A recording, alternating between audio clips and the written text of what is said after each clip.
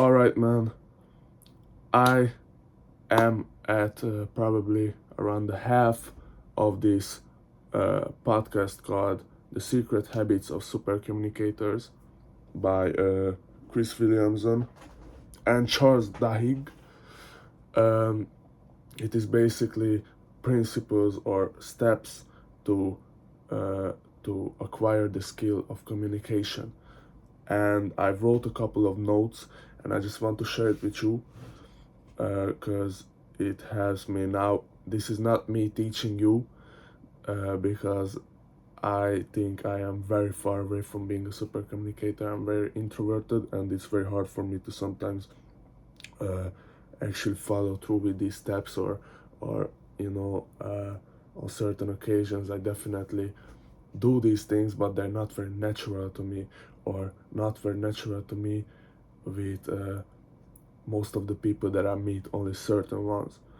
So, the secret habits of super communicators.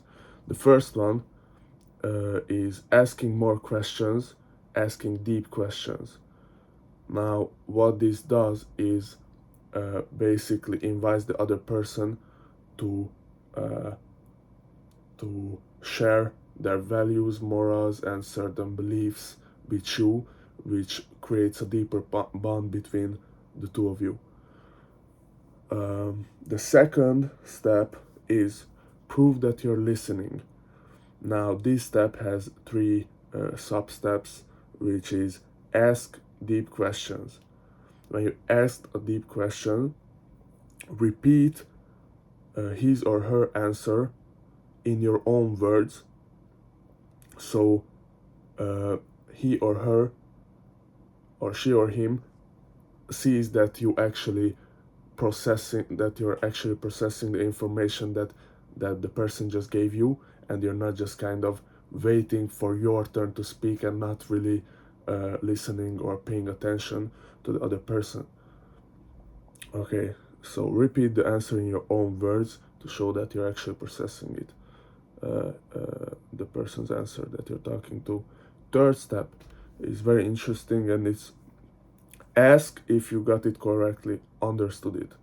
So when you ask the deep question, you repeat the answer in your own words, and then you ask if I got it correctly, and that kind of invites the person to acknowledge or accept that you listened and that you got it right, you understood the person correctly, and that too creates a kind of bond between you and the person you're communicating with, and it's something that reinforces this.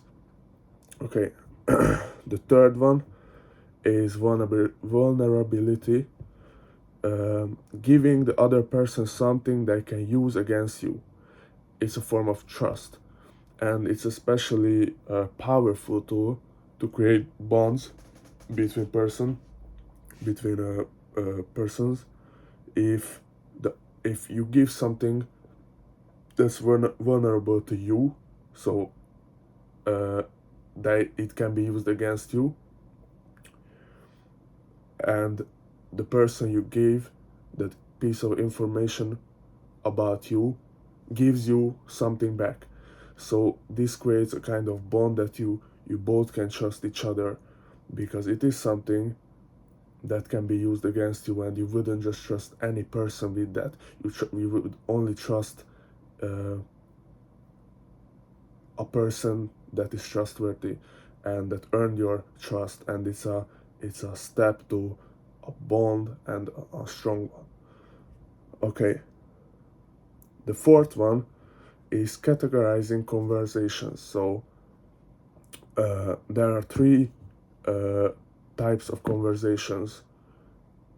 The first one is practical, the second one is emotional, and the third one is social.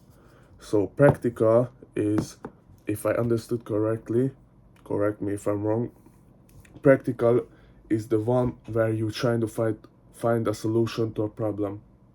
So there's a problem, you bring it up to somebody, and you both try to find a solution together to that problem. It's practical. The second one is emotional. It's when your significant other comes home and just starts to uh, dump these problems, and it's an emotional type of conversation. If you try a practical approach to it on your part, it won't work. You will just piss the other person off. So the most important thing about these is to match it. So when somebody initiates a practical conversation with you, don't try to be emotional or social with them. Be practical. If somebody comes and initiates an emotional conversation with you, then what won't work is practical or social types of conversations.